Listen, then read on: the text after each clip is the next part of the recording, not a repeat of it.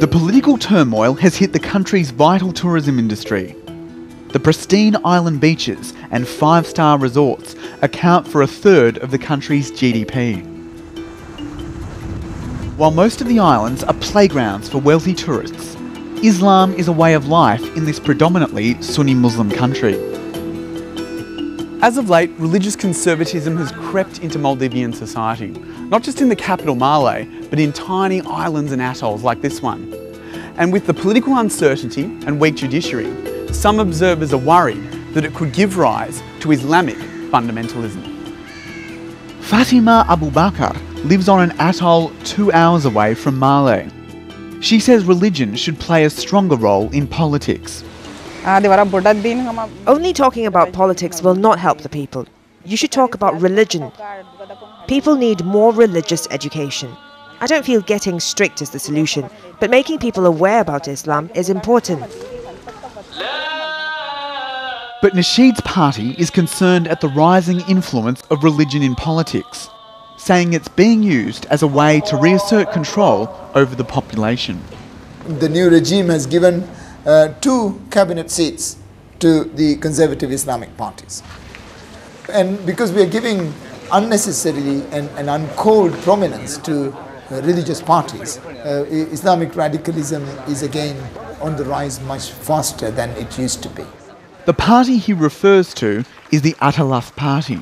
It's totally baseless. He has been resorting to very dirty tactics to brand our party as well as the whole opposition as trying to spread extremism and hatred.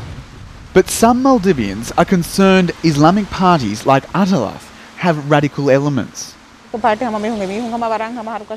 With more power, the future may be different. I fear that the Adalat party may force women to stay at home and not to work. Another concern to civil liberties is the weak judicial system that prompted the instability. There is no other country where the judiciary is so backward compared to the Maldives. We do not have a proper penal code.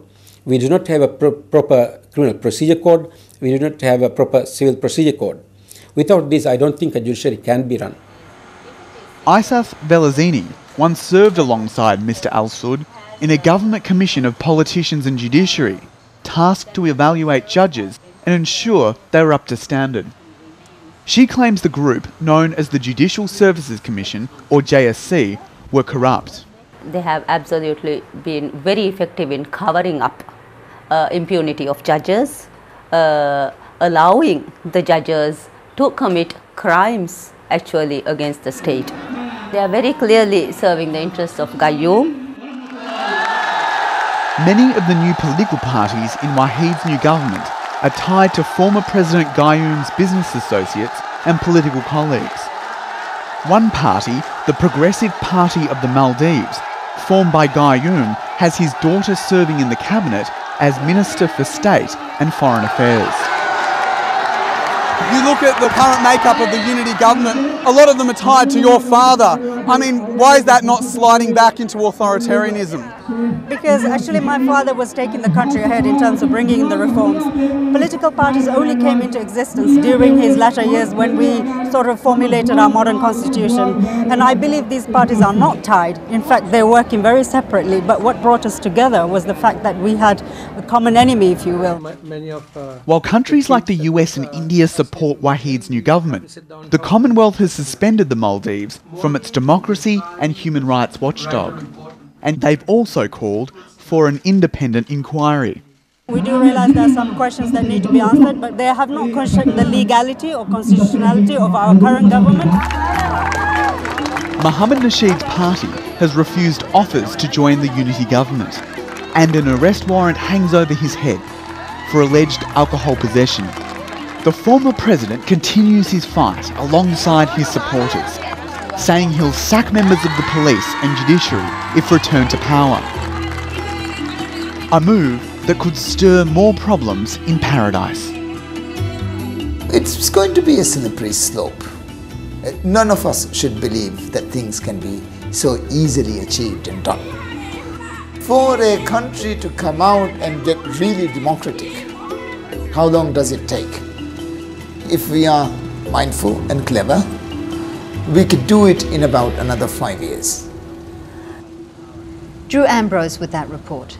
For more on the state of the democracy in the Maldives, we're joined by Interim President Mohammed Wahid Hassan.